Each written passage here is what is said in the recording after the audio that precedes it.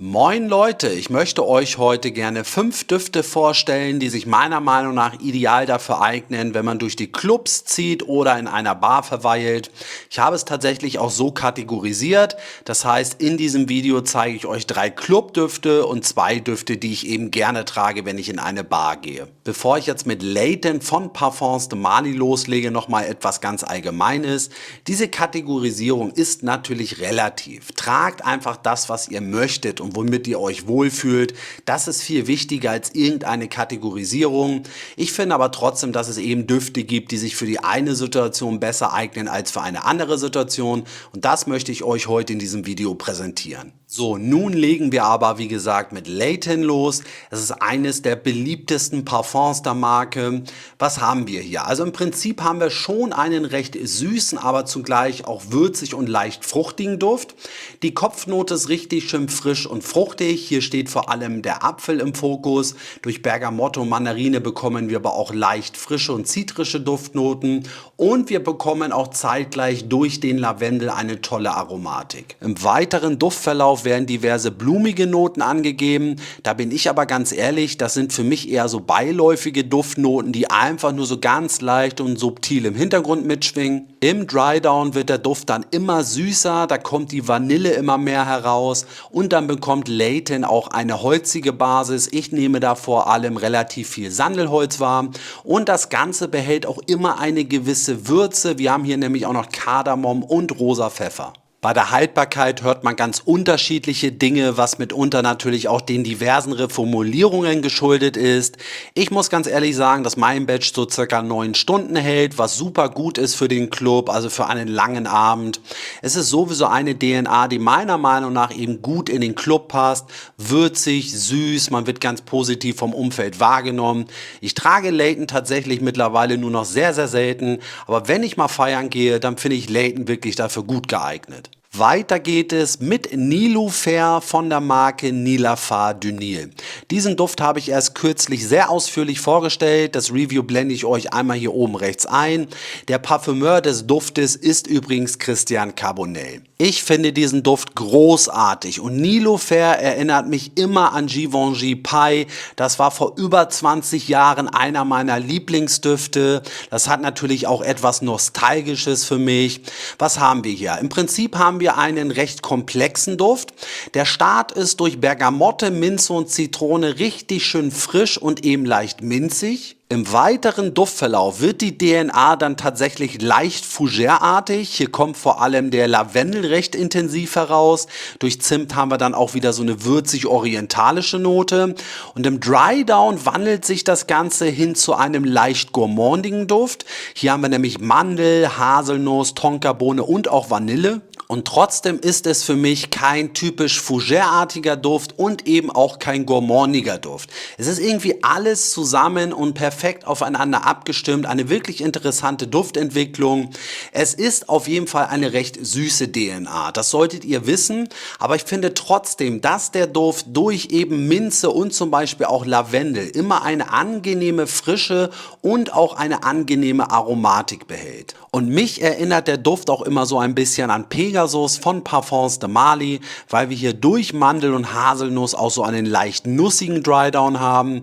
Der Duft passt für mein Empfinden perfekt in den Club. Man hat eine große Aura um sich herum, eine tolle Aromatik, eine angenehme Süße und es schwingt trotzdem immer noch etwas leicht Frisches mit. Die Haltbarkeit ist super, der Duft hält mindestens 12 Stunden und länger. Also es ist wirklich einer der intensivsten Düfte, die ich in meiner Sammlung habe. Dann kommen wir jetzt zu Triumph of Bacchus von der Marke Argus. Ja, diesen Duft habe ich auch schon ausführlich vorgestellt. Das Review blende ich euch hier oben rechts ein. Schaut da gerne mal vorbei. Ja, also das ist für mich ein wundervoller Duft. Es ist auch ein sehr beliebter Duft, zum Teil aber eben auch kontroverser Duft. Das liegt eben daran, dass wir hier schon eine recht süße DNA haben und auch die ganze Zeit eben eine gewisse Synthetik mitschwingt. Und es ist auf jeden Fall eine DNA, die meiner Meinung nach deutlich auffälliger ist als eben die beiden vorherigen Düfte. Ja, was haben wir hier? Der Start ist richtig schön fruchtig. Hier steht vor allem der Pfirsich im Vordergrund. Das Ganze wird aber auch durch eine tolle Apfelnote, ja, fruchtig unterstützt. Und dann bekommen wir durch Rum auch so eine schöne alkoholische Note. Durch Safran bekommt der Duft auch schon eine angenehme Würze, für mich auch fast schon so eine leichte Schärfe, aber dann wird der Duft wirklich im Duftverlauf immer süßer. Hier kommt eben die Tonkabohne und die Vanille heraus. Die Basis ist für mich hier ganz klar eine Sandelholzbasis, was bei den Düften der Marke sowieso fast immer der Fall ist.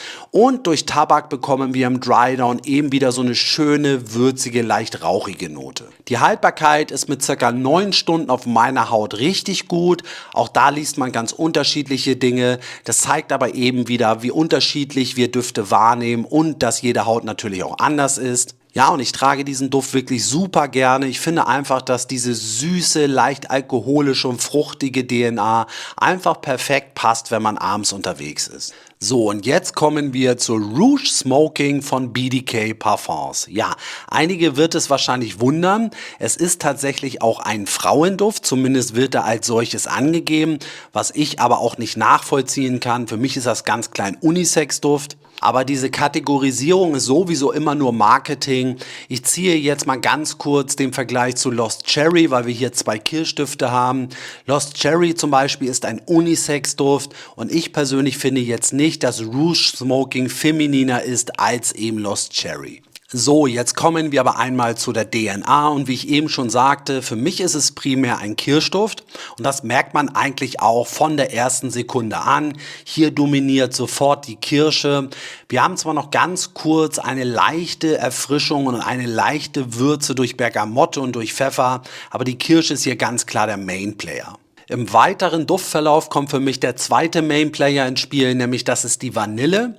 Dadurch wird die DNA tendenziell auch immer süßer, aber ich muss trotzdem sagen, dass für mich persönlich der Duft nie zu süß wird. Ich habe jetzt ab und zu gelesen, dass der Duft für einige eben viel zu süß ist. Das empfinde ich persönlich nicht. Ich finde, dass dieser Duft immer noch eine recht angenehme Süße behält, aber das empfindet natürlich auch jeder anders. Und im Dry Down kommt dann auch noch die Tonkabohne hinzu. Das passt sich natürlich dieser Fruchtsüße der Kirsche und der Vanille auch bestens an. Und durch Kaschmeran und weißen Moschus wird der Duft dann richtig schön cremig und für mich auch schon leicht pudrig. Und ich persönlich nehme auch die ganze Zeit eine leichte Rauchigkeit wahr. Ich weiß nicht warum, der Duft hat für mich aber einfach etwas Rauchiges. Ich finde das sehr interessant, denn ich kenne einige Leute, die nehmen das ähnlich wahr und dann kenne ich wiederum andere, die empfinden das absolut gar nicht so. Und deswegen erinnert mich diese DNA auch immer ganz, ganz vage an Tobacco Vanille von Tom Ford. Also die Düfte sind sich absolut nicht ähnlich und haben auch nicht viele Gemeinsamkeiten. Aber ab und zu mal, wenn ich so dieses Rauchige von Rouge Smoking wahrnehme, werde ich immer so ganz vage an Tobacco Vanille erinnert. Abschließend kommen wir einmal zu der Haltbarkeit. Die ist mit 8 Stunden gut, das ist absolut ausreichend. Und ich finde einfach, dass diese DNA perfekt in so ein entspanntes Ambiente passt, in so ein Bar-Ambiente passt. Wenn man mit Freunden zusammensitzt, vielleicht auch etwas trinkt, da finde ich, ist diese DNA einfach perfekt. Zu guter Letzt kommen wir zu Tony Iommi Monkey Special von der Marke Xerjoff. Ja, mittlerweile tatsächlich auch mein Lieblingsduft der Marke, hat tatsächlich auch Naxos überholt. Ich finde diese DNA einfach großartig und für mich persönlich gibt es keine bessere DNA für ein Ambiente wie zum Beispiel einen Barbesuch. Ja, wir haben hier einen recht komplexen Duft, die Kopfnote sehr speziell und für mich mit einer der tollsten Kopfnoten, die ich kenne. Wir haben hier nämlich Passionsfrucht mit Rum. Wir haben also durch die Passionsfrucht eine recht außergewöhnliche Fruchtnote und das Ganze ist mit einer richtig tollen Rumnote gemischt. Ja, dann haben wir auch noch etwas leicht Frisches durch die Bergamotte. Im weiteren Duftverlauf wird der Duft immer ledriger. Das hatte ich aber auch schon in meinem anderen Video gesagt. Trotzdem wird der Duft für mich eben nie zu ledrig. Das ist eher eine recht angenehme ledrige Note, die mitschwingt, aber man bekommt eben trotzdem diesen ledrigen Charakter und durch Zimt haben wir dann auch schon so eine leichte würzig-orientalische Note. Wir haben hier also für mein Empfinden tatsächlich eine recht würzig-orientalische DNA und im Dry Down wird der Duft richtig schön holzig, da riecht man ganz klar eben die Sandelholzbasis heraus und durch Karamell, Tonkabohne und Vanille bekommt der Duft tatsächlich auch noch einen recht süßen Charakter. Aber auch hier muss ich sagen, der Duft wird für mich persönlich nie zu süß und ist perfekt perfekt ausbalanciert. Dann haben wir auch noch etwas Ambra, Labdanum und Moschus. Das heißt, die DNA wird richtig schön weich. Wir bekommen so diesen typischen Moschus-Charakter. Und ich nehme auch die ganze Zeit etwas leicht Rauchiges und Dunkles wahr. Es ist insgesamt für mich eben so eine richtig schöne würzig-orientalische und auch dunkle DNA. Abschließend kommen wir einmal zu der Haltbarkeit. Die ist wirklich super. Der Duft hält einfach Ewigkeiten. Also das ist einer der intensivsten Düfte meiner Meinung nach von Xerjoff. Also 12, 14, 16 Stunden plus. Also ihr könnt den Duft rein theoretisch morgens aufsprühen und wenn ihr abends dann irgendwie noch in eine Bar geht, werdet ihr immer noch wahrgenommen. Also die Performance ist wirklich überdurchschnittlich gut. So, und dann bin ich auch durch für heute. Das waren also so meine 5 Düfte, die ich super gerne trage, wenn ich durch die Clubs ziehe und oder mit Freunden eben in eine Bar gehe. Du kannst ja gerne mal kommentieren, welche Düfte du für diese Anlässe trägst. Dann sage ich danke, dass du hier warst. Bleib gesund und munter und bis demnächst.